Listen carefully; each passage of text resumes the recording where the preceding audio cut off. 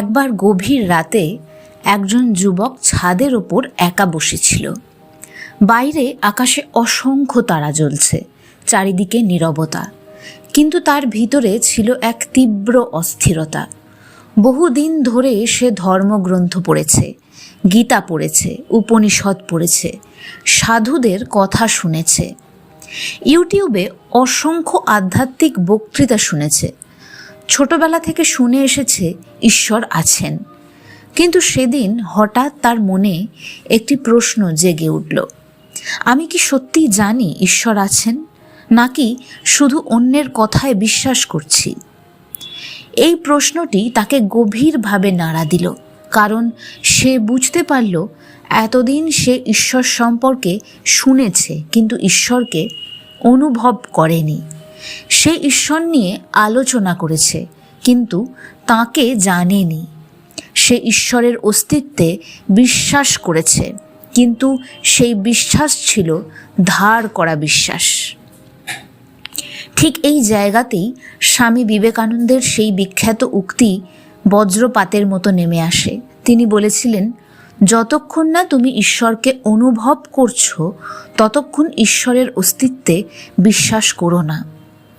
কথাটি প্রথম শুনলে অনেকের কাছে অবাক লাগতে পারে। একজন সন্ন্যাসী এমন কথা কেন বলবেন? কিন্তু গভীরে গেলে বোঝা যায় বিবেকানন্দ অন্ধবিশ্বাস ভাঙতে চেয়েছিলেন। তিনি মানুষকে বিশ্বাসহীন করতে চাননি, বরং জীবন্ত বিশ্বাসের দিকে নিয়ে যেতে চেয়েছিলেন। কারণ ধার করা বিশ্বাস দুর্বল, অভিজ্ঞতার বিশ্বাস অটল। এই কারণেই যুবক নরেন্দ্রনাথ, যিনি পরবর্তীকালে স্বামী বিবেকানন্দ হয়েছিলেন, প্রথমবার দক্ষিণেশ্বরে গিয়ে শ্রীরামকৃষ্ণকে প্রশ্ন করেছিলেন, আপনি কি ঈশ্বরকে দেখেছেন? প্রশ্নটি ছিল সাহসী, কিন্তু উত্তরটি ছিল আরও বিস্ময়কর। ঠাকুর বললেন, দেখেছি কি রে, তোকে যেমন দেখেছি তার চেয়েও স্পষ্ট করে দেখেছি, তোকেও দেখাতে পারি। ইতিহাসে খুব কম মানুষ এত দৃঢ়তার সঙ্গে এই কথা বলতে পেরেছেন, কারণ ঠাকুরের কাছে ঈশ্বর কোনো তত্ত্ব ছিলেন না, কোনো দর্শন ছিলেন না, কোনো বিশ্বাস ছিলেন না। তিনি ছিলেন প্রত্যক্ষ অভিজ্ঞতা। কিন্তু এখানেই আমাদের প্রশ্ন।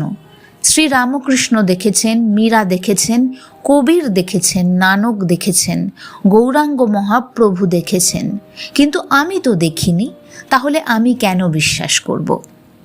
উপনিষদ এই প্রশ্নের উত্তর দেয় এক আশ্চর্য পথে। উপনিষদ বলে, বাইরে খুঁজে বেরিও না, আগে নিজেকে খুঁজে বের করো। আমি কে? এই প্রশ্নই আধ্যাত্মিক জীবনের সূচনা। কারণ আমরা সারা জীবন সব কিছু জানার চেষ্টা করি, কিন্তু নিজেকে জানার চেষ্টা করি না। আমরা পৃথিবীর খবর জানি, কিন্তু নিজের ভেতরের খবর জানি না। আমরা অন্যের পরিচয় জানি, কিন্তু নিজের পরিচয় জানি না। উপনিষদ বলছে, যখন তুমি গভীরভাবে নিজের মধ্যে প্রবেশ করবে, তখন একদিন উপলব্ধি করবে তত্ত্বমসি, তুমিই সেই। উপলব্ধি করবে অহম ব্রহ্মাস্মি, আমি সেই পরম ব্রহ্মের অংশ। এই উপলব্ধি কোনো কল্পনা নয়, কোনো মানসিক খেলা নয়, এটা চেতনার জাগরণ। ঠিক যেমন ঘুম ভাঙলে স্বপ্ন মিথ্যা বলে মনে হয়, তেমনি আত্মজ্ঞান জেগে উঠলে মায়ার জগৎকে নতুনভাবে দেখতে শুরু করে মানুষ। কিন্তু প্রশ্ন হলো, এই উপলব্ধির পথে আমরা এগোবো কিভাবে? ঠিক এইখানেই ঠাকুর শ্রী শ্রী রাম ঠাকুরের শিক্ষা আমাদের সামনে আসে। কারণ এই পথ আপাত অর্থে একটু সহজ, এতে চলা শুরু করা সহজ। রাম ঠাকুর দর্শনের জটিল পথে মানুষকে হাঁটতে বলেননি, কারণ তিনি জানতেন কলিযুগে মানুষের পক্ষে অত জটিলতা করতে পারা সম্ভব নয়। তিনি মানুষের হাতে দিয়েছেন সবচেয়ে সহজ এবং সবচেয়ে গভীর পথ, নাম। তিনি বলতেন, নাম করো, নামেই সব হবে। অনেকে মনে করেন নাম জপ শুধু ভক্তির বিষয়, কিন্তু বাস্তবে নাম জপ হলো আত্ম অনুসন্ধানেরই একটি পথ। কারণ মানুষের মন সারাক্ষণ বাইরে ছুটছে, কখনো অর্থের দিকে, কখনো সম্মানের দিকে, কখনো সম্পর্কের দিকে, কখনো ভয়ের দিকে। নাম সেই ছুটে চলা মনকে ধীরে ধীরে ভিতরের দিকে ফিরিয়ে আনে। আজকের পৃথিবীতে মানুষের সবচেয়ে বড় সংকট হলো মনোসংযোগের অভাব। মন সব সময় বিভক্ত, শরীর এক জায়গায়, মন অন্য জায়গায়। তাই শান্তি নেই, তাই আনন্দ নেই, তাই নিজের অস্তিত্বের গভীরতা অনুভব করা যায় না। গীতায় শ্রীকৃষ্ণ অর্জুনকে বলছেন, চঞ্চলং হি মনঃ কৃষ্ণ। মন অত্যন্ত চঞ্চল। অর্জুনের সমস্যাও ছিল আমাদের মতো। তিনি দ্বিধাগ্রস্ত, বিভ্রান্ত, অস্থির। কৃষ্ণ তাকে শুধু যুদ্ধ করতে বলেননি, প্রথমে তাকে নিজের প্রকৃত পরিচয় স্মরণ করিয়ে দিয়েছেন। বলেছেন, তুমি শরীর নয়, তুমি আত্মা। এই আত্মজ্ঞানই গীতার কেন্দ্রবিন্দু।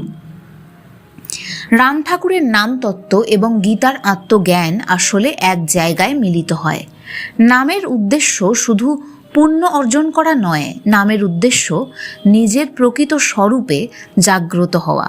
কারণ যখন তুমি নাম করো তখন ধীরে ধীরে মন বাইরের জগৎ থেকে ভেতরের জগতে ফিরে আসে।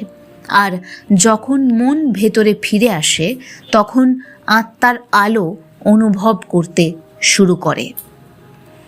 অনেকেই প্রশ্ন করেন, ঈশ্বরকে অনুভব করা কি সম্ভব? উত্তর হলো হ্যাঁ, কিন্তু অনুভব করার জন্য অনুভবের যন্ত্রটিকে প্রস্তুত করতে হবে।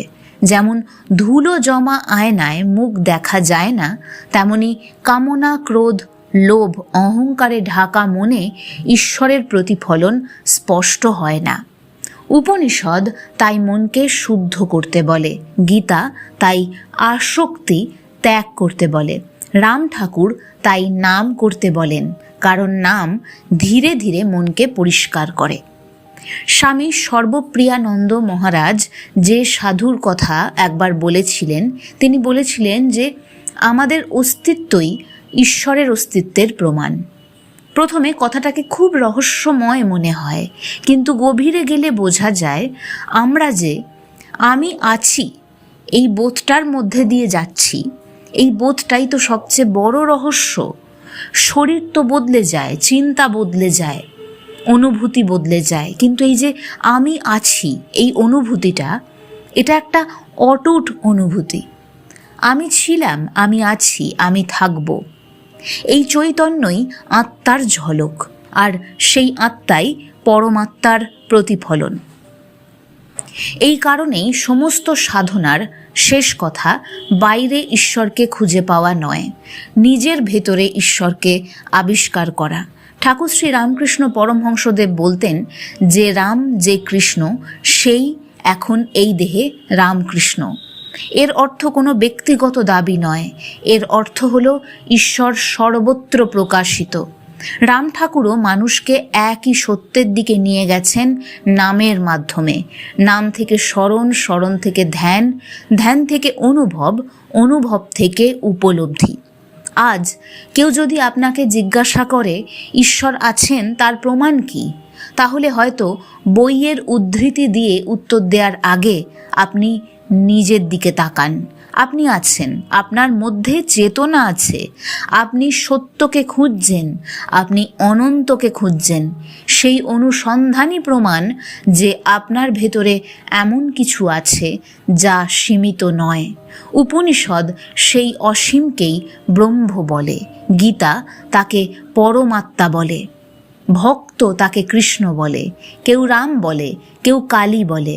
আর রাম ঠাকুর বলেন, নাম করো, সেই নামই তোমাকে একদিন পরম সত্যের দরজায় পৌঁছে দেবে। আজই ঈশ্বর দর্শন এক্ষুনি হবে না, আজই সব প্রশ্নের উত্তর পাওয়া যাবে না, কিন্তু যদি সত্যিই জানতে চান, সত্যিই অনুভব করতে চান, তাহলে শুধু তর্কে নয়, শুধু বইয়ে নয়, শুধু বিশ্বাসে নয়, সাধনায় নামতে হবে। নামে নামতে হবে, নীরবতায় নামতে হবে, নিজের ভেতরে নামতে হবে। কারণ শেষ পর্যন্ত ঈশ্বর কোনো বিশ্বাসের বিষয় নয়, তিনি অনুভবের বিষয়। আর সেই অনুভবের প্রথম দরজা খুলে যায় যখন মানুষ সত্যিকারের অর্থে নিজের হৃদয়ে প্রশ্ন করে, আমি কে, এবং তারপর ধীরে ধীরে নামের আলো ধরে এগিয়ে যায় নিজের প্রকৃত সত্তার দিকে। জয় শ্রী শ্রী রাম ঠাকুর, জয় শ্রী রামকৃষ্ণ, জয় স্বামী বিবেকানন্দ, জয় গুরু। হরি নামের জয় হোক। ঈশ্বর চিন্তায় সর্বক্ষণ আপনারা থাকুন এবং নিজের ভেতরের পথ খুঁজে নিন।